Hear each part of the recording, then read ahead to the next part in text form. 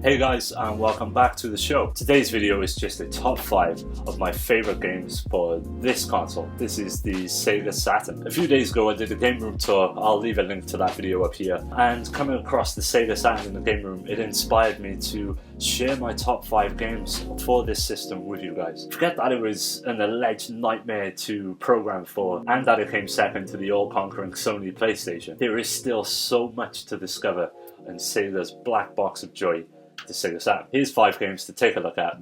Let's get to it.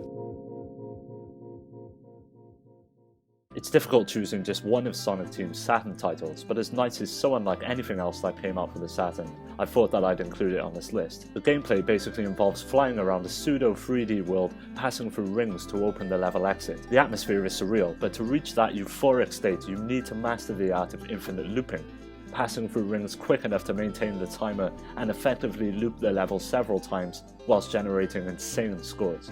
It doesn't click for everyone, but if your mind is expanded enough, it's magical.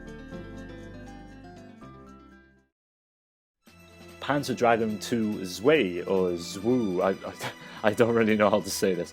But yeah, it's an on-rail shooter which blends an unusual storyline and ethereal atmosphere with some intense action.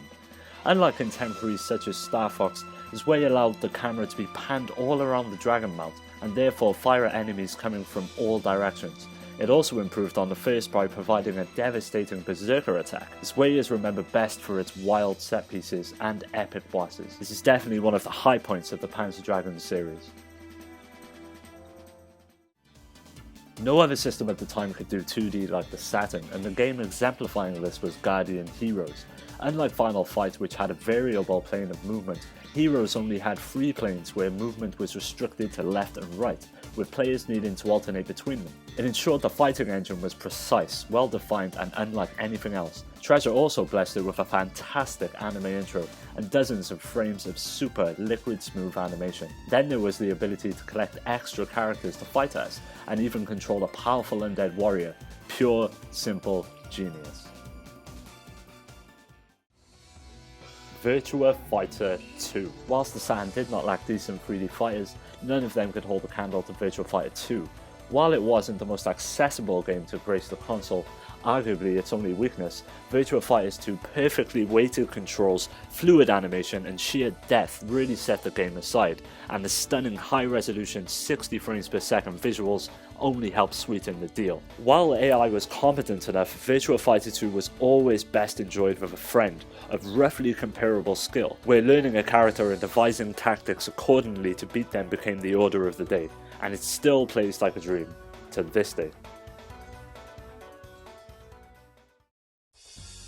Capcom was one of the Saturn's staunchest supporters, and as a result there are a host of great beat-em-ups available on the system. While the likes of X-Men vs Street Fighter, Street Fighter Alpha 2 and Marvel vs Street Fighter are all worthy of a mention, it's the Japanese-only Street Fighter 03 that kicked it home. Until recently it was the finest conversion of the game to ever appear on a home machine. That wasn't all though, as Capcom included all the arcade's extra gameplay modes and a console-exclusive world tour to ensure that arcade veterans had plenty to sink their teeth into. Well, there you have it guys, that's my top 5 Sega Saturn games that you must check out.